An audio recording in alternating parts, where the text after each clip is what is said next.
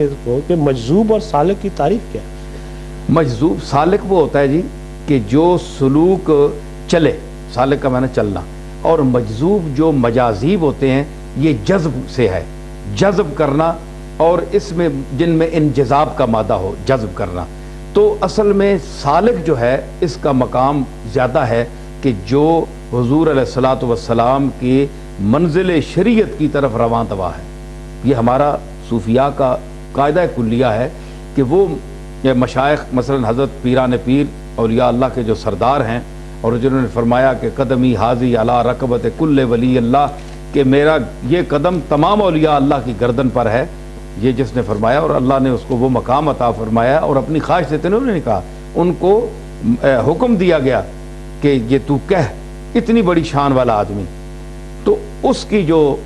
یعنی اس قسم کا آدمی ہے۔ اور اس کے بعد آپ سلسلہ چشتیہ میں حضرت معین الدین چشتی اجمیری رضی اللہ تعالیٰ عنہ کو دیکھیں، اور سلسلہ سہروردیہ میں حضرت شہاب الدین سہروردی کو دیکھیں،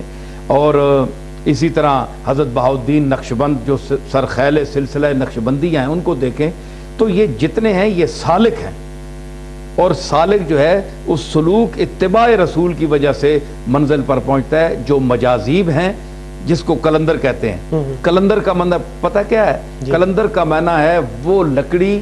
جو ناتراشیدہ ہو۔ پنجابی میں اصل جس طرح سے یعنی ہے نا کھگے والی لکڑی جس نال چھل باہر نکلے ہونے نا جی،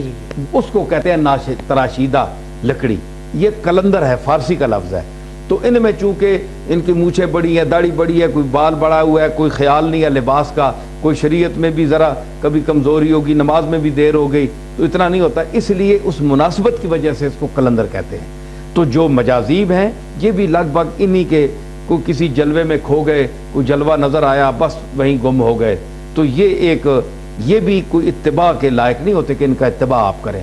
آپ نے اتباع کرنا ہے تو ان مشائخ کا کرنا ہے، ان پیروں کا کرنا ہے جو علوم دینیہ کے واقف ہوں،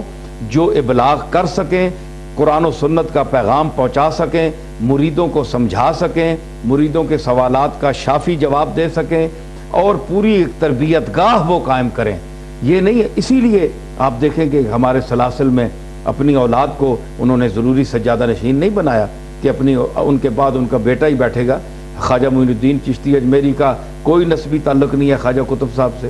خواجہ قطب صاحب کا حضرت بابا فرید صاحب سے کوئی رشتہ نہیں ہے،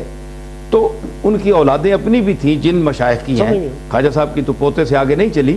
قطب صاحب کی، اسی طرح بابا فرید صاحب کی اولاد ہے، حضرت نظام الدین کی بھی نہیں چلی۔ تو جتنے مشائخ اور ہیں وہ کہیں ان کا خلیفہ کوئی کس قوم کا ہے، کوئی کس خاندان کا ہے، سادات سید مشائخ سید ہیں، وہ کس قوم کا ہے، تو انہوں نے اہلیت دیکھ کر ان کو خلافت دی۔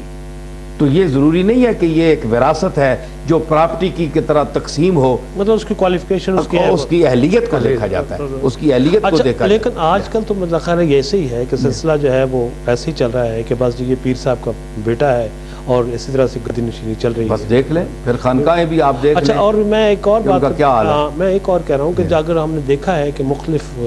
درباروں پہ دیکھتے ہیں قوالی ہو رہی ہے، اور وہاں سماع کی محفل جو جاری ہے، کیفیت بھی طاری ہے، لیکن وہ نہ نماز کا ان کو خیال ہے، نہ ان کو کسی اور سلسلہ ہے۔ یہی میں عرض کر رہا ہوں نا، تو یہ مطلب یہ کس طرح سے آہستہ مطلب جو فرائض دینیہ کا خیال نہیں کرتے، مطلب ان کو کیوں مطلب ہم جو ہے نگیٹ نہیں کرتے ان چیزوں؟ بس یہ ہماری غفلت ہے، ہماری درگاہ میں تو بحمداللہ آج تک نماز اور فرائض کا پہلے اہتمام ہوتا ہے، اس کے بعد ان چیزوں کی فری حیثیت ہے، اس کو فروعی ہے۔